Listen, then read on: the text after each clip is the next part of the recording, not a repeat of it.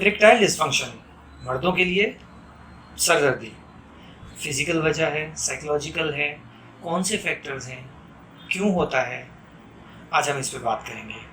I am doctor Mujahid Farooq, your sex therapist at men's care clinic. हम बहुत बात कर चुके इरेक्टाइल डिस्फंक्शन की फिजिकल रीजंस पे, फिजिकल कॉजेज पे, फैक्टर्स पे।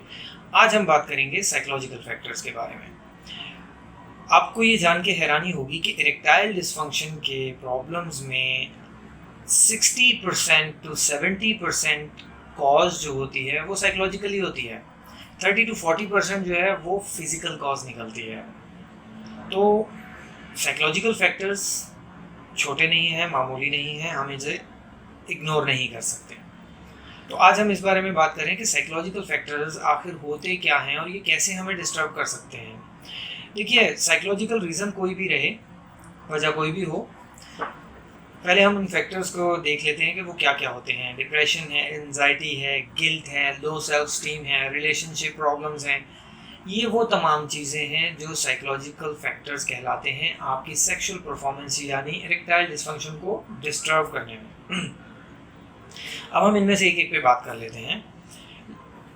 स्ट्रेस इनमें से किसी भी एक वजह से हो सकता है, और जब स्ट्रेस होगा तो वो sexual performance erectile dysfunction cause करेगा।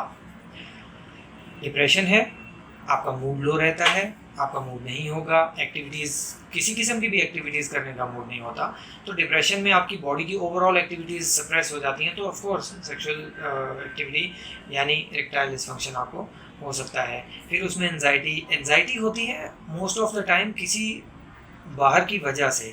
अब वो उस एंजाइटी की वजह आपका पार्टनर भी हो सकता है या आपके पास्ट फेल्ड एक्सपीरियंस भी हो सकते हैं। फॉर एग्जांपल, लास्ट टाइम अगर आप अपने पार्टनर के साथ थे और कोई सेक्सुअल प्रॉब्लम हो गया, यानी आप जल्दी इजैकुलेट हो गए या सख्ती ठीक से ना आ पाई। अब वो सख्ती ठीक से नहीं आई, किस वजह से नहीं आई, उसकी वजह कुछ और भी हो सकती है, लेकिन इस दफ़ा अगर मेरी सख्ती में कोई प्रॉब्लम हो भी गया है तो ये परेशानी अगली बार जब मैं सेक्सुअल परफॉर्मेंस के लिए जाऊंगा तो ये परेशानी मेरे जहन पे सवार होगी कि यार लास्ट टाइम में ऐसा हो गया था, कहीं दोबारा ऐसा ना हो। ये हमारी एंजाइटी कॉज करती है, हम इसे परफॉर्मेंस एंजाइटी का नाम देते हैं। इसके अलावा जो है वो गिल्ट भी आ जाता है कि अगर आप एक बार एक पार्टनर के साथ परफॉर्म नहीं कर पाए हैं तो आप में गिल्ट आ जाता है। स्पेशली मर्दों में मेल ईगो की वजह से ये आपको गिल्ट रहता है कि यार ये नहीं हो सका, अब दोबारा अगर नहीं हुआ तो मैं क्या करूँगा। तो एक शेम फैक्टर भी बीच में आ जाता है। सेल्फ स्टीम जो है वो बहुत लो हो जाती है, आप सेल्फ डाउट में आ जाते हैं।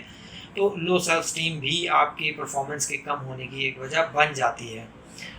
उसके बाद एक बहुत बड़ा फैक्टर जो मैरिड कपल्स या मैरिड पीपल के साथ होता है वो होती है आपके अपने पार्टनर के साथ जो कंसर्न्स होते हैं, रिलेशनशिप प्रॉब्लम्स जो होते हैं। आपकी कम्युनिकेशन अगर अच्छी नहीं है अपने पार्टनर के साथ तो आप वो चीज़ें जो आप जिनसे आप डिस्टर्ब हो रहे हैं या जो आप करना चाहते हैं आप अपने पार्टनर तक मुंतकिल नहीं कर पाते, तो एक फ्रस्ट्रेशन की सूरत में आपके रिलेशनशिप में एक खिंचाव, तनाव पैदा होता है, जिसकी वजह से आपको सेक्सुअल प्रॉब्लम्स आ सकते हैं और आपकी इरेक्शन जो है वो भी प्रॉब्लम कर सकती है। तो ये वो तमाम फैक्टर्स होते हैं जो आपको स्ट्रेस देते हैं।